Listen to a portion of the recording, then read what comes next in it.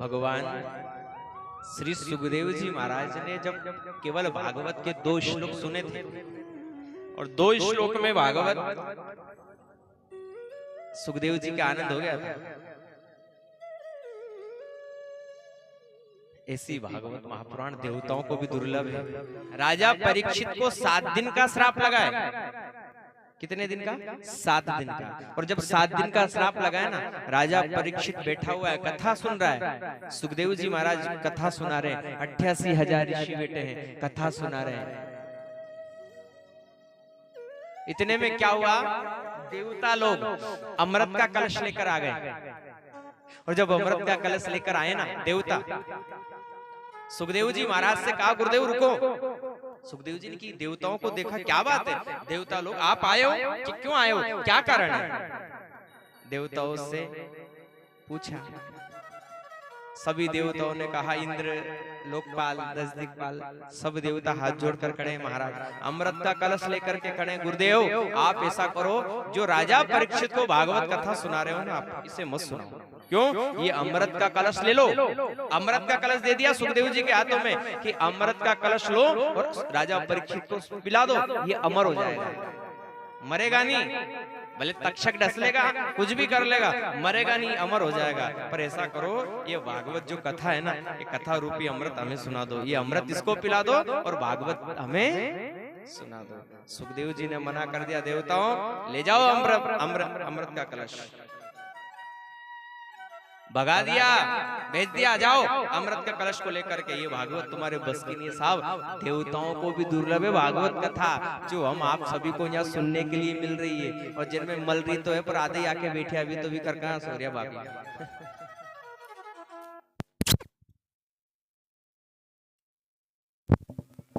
भाई भाड़े भाग्य की बात है, जो अपन को 7 दिन का समय मिल रहा है और हनुमान जी के प्रांगण में, और 7 दिन में भी केवल 3 घंटे कथा सुन रहे हैं अपन। कितने? 3 घंटे।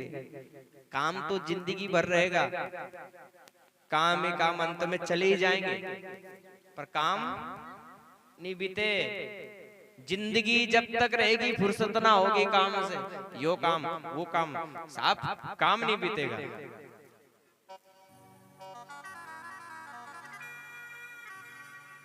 कुछ समय ऐसा निकालो, प्रेम करो भगवान से। 3 घंटे का समय है, वो परमात्मा को दो आप। 3 घंटा मिल रहा है और 3 घंटा बैठ करके अगर कथा सुनेंगे ना, तो भगवान भागवत में लिखिए, तुम 3 घंटा सुनोगे, तू चाले पग 1 और मैं चालू पग 60। केवल तू मेरे मंदिर में मेरी कथा में 3 घंटे आकर के बैठेगा, और जब तेरे पे विपत्ता आ जाएगी नहीं, तेरे घर में जब ज्यादा विपत्ता आएगी, तो तू चिंता मत कर, हमेशा तेरे साथ रहूंगा। केवल तू 3 घंटे बैठेगा और मैं तेरे साथ हमेशा रहूंगा। जब विपदा पड़ती है, पर देना पड़ेगा भगवान को समय से।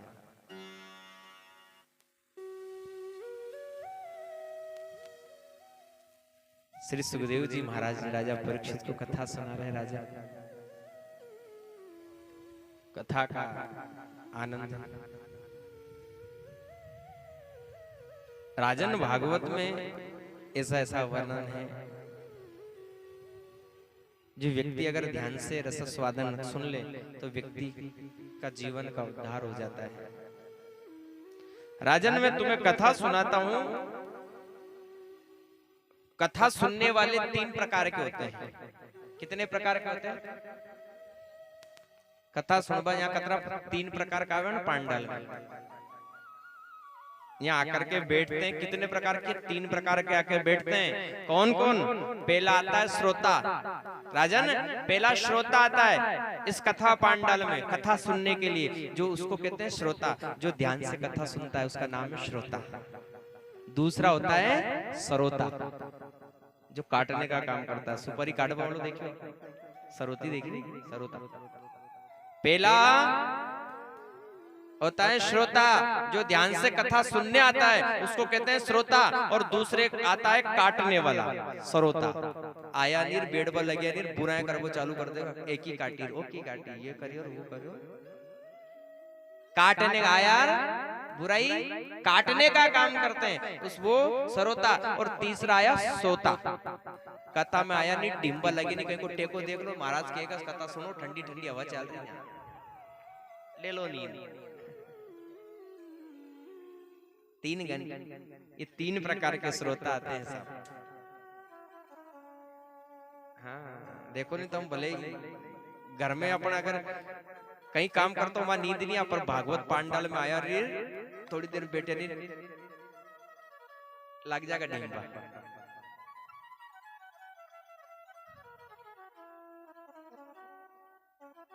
भगवान श्री सुखदेव जी कहते हैं राजन 3 प्रकार के श्रोता आते हैं, पर फल उसको ही मिलता है जो ध्यान से कथा का आनंद लेता है। जो ध्यान से बैठकर के कथा सुनता है वो श्रोता होता है, उसको ही फल मिलता है राजन, बाकी का फल नहीं मिलता है। कथा का अगर नियम देखे ना भागवत कथा के, तो कथा सुनवा का अतना नियम है, अगर अपन पालन करता तो अपन से हो भी नहीं वाला। इतने नियम है कथा के। कैसे? अपने आसन लेकर आओ, अपना आसन से एक ही जगह 7 दिन तक जहाँ बैठा वहां एक ही जगह आसन वहीं पीछेगा आपका, और 7 दिन में 3 घंटे बैठ करके कथा सुनो। वो एक नियम तो ये कथा का। और लेके क्या हो, अपना आसन स्वयं का आसन होना चाहिए, उठना नहीं बार बार। 3 घंटे बस बैठे तो बैठे रहो। इधर अपन तो 3 घंटा में से कभी पाँव न्यू कर यार, कभी पानी पीवा जा रही यार, कभी कहाँ जा रही यार। 3 घंटा कथा सुनो और एक स्थान पर एक आसन पर बैठ करके। राजा परीक्षित की मुक्ति कैसे हुई?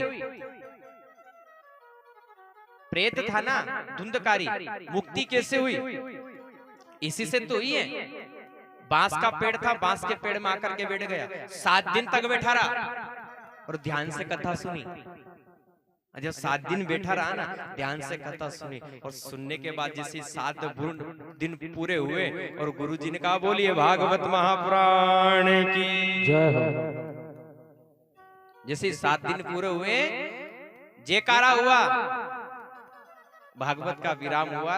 वो जो भूत के रूप में था ना, प्रेत रूप में, वो धुंधकारी देवता के रूप में आया और भगवान का वैकुंठ आ गया। विमान, वैकुंठ से विमान आया, उस विमान में बैठा परम धाम चला गया। गांव वाला ने पूछी, कहो गुरुजी कथा आपने करी, पूरा गांव ने कथा सुनी, धुंधकारी ने भी सुनी, हमने भी सुनी, पर कथा सुनी सबने, पर ये विमान जो आया है वैकुंठ से, वो अकेले के लिए क्यों आया है, हमारे लिए क्यों नहीं आया? भाई अकेला लाने क्यों आया? कथा सबने सुनी क्यों? अगर यहाँ अपन सारा बेटे यार कहीं एक के लाने विमान आ जाते चल बगलान तैयार हो कुपरे कहीं भगवान कहते लो चलो बेटो सारे चलना, अब ऊपर हो गयो टाइम अपनो तो। ओहो भगवान से नट जा, गुरु कहीं मत पूछो, राम जी हाल तो मांडा करना के काम होगा, वहां पेरावनी करनी करना। सब माया के चक्कर में फंस गए साहब अपन। श्री सुखदेव जी महाराज राजा परीक्षित से कहते हैं राजन ये प्रश्न गोकर्ण जी से हुआ। गांव वालों ने पूछा गोकर्ण जी से, गुरुदेव कथा सबने सुनी है और विमान अकेले के लिए आया है, अपने लिए क्यों नहीं आया है? तो गोकर्ण जी ने कहा राजन सब गांव वालों से, भैया कथा सुनी सबने, 3 घंटे की कथा सबने सुनी है, पर कोई 3 घंटे में कभी पाँव इधर कर रहा है, कभी इधर कर रहा है, कभी कहाँ जा रहा है, कभी कहाँ जा रहा है। सुनी सबने पर कथा का फल नहीं मिला ना। कभी उठ रहे हैं, कभी जा रहे हैं, कभी क्या कर रहे हैं, कभी किससे बातें कर रहे हैं, 3 घंटा नहीं सुनी। और इसने धुंधकारी ने 3 घंटे कथा सुनी, और वो भी श्रोता बन करके वो भी ध्यान से कथा सुनी। क्यों? क्योंकि ये रोगी आदमी है, और हमेशा याद रखना रोगी को रात रात भर नींद नहीं आती है। बीमार व्यक्ति जो होता है ना, कहीं का आदमी कहीं ज्यादा ही बीमारी हो, और अपन जो कहता ना वहाँ और देवता के यहाँ चल जाओ, वहाँ बहुत अच्छी धाम लग रही है, सब काम कर देगा, वो आदमी वहां चला जाएगा। फिर दूसरों जो कहता अरे माँ जा, वहां बहुत बढ़िया धाम लग रही है, देवता देवता धोख देगा, वो सब दूर चला जाएगा, जो बताएगा जहां चला जाएगा। क्यों? क्योंकि उसको रोग है, बीमारी है, उसको अपना कष्ट अपना दुख दूर करना है, और दुख दूर करना है तो वो सब दूर चला जाएगा, जो जहां बताएगा वहां चला जाएगा। तो भगवान गोकर्ण जी ने कहा भैया ये रोगी है, और रोगी था इसका, इसलिए इसका दुख दूर करना था इसको, इसलिए इसने बड़े ध्यान से कथा सुनी है। कथा का फल जब भी मिलता है। भगवान श्री सुखदेव जी महाराज राजा परीक्षित को कथा सुना रहे, 88,000 ऋषि बैठे हैं, जमघट लगा हुआ है।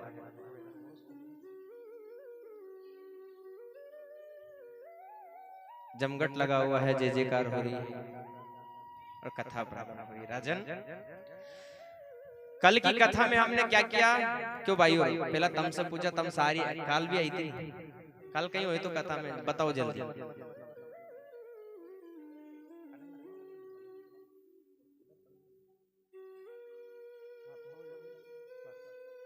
कल कहीं हुए तो भाई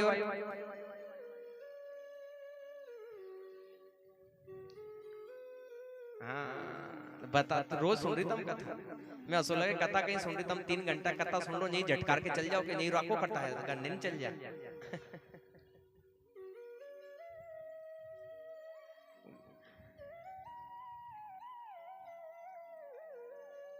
कल की कथा में हम आप सभी ने भगवान श्री बांके बिहारी लाल द्वारकाधीश का जन्म उत्सव मनाया।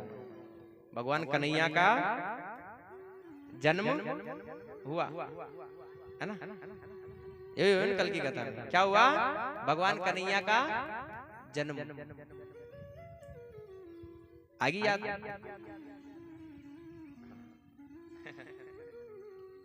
सुखदेव जी महाराज कहते राजा, कल कथा में भगवान कृष्ण का जन्म उत्सव बड़े धूमधाम से मनाया।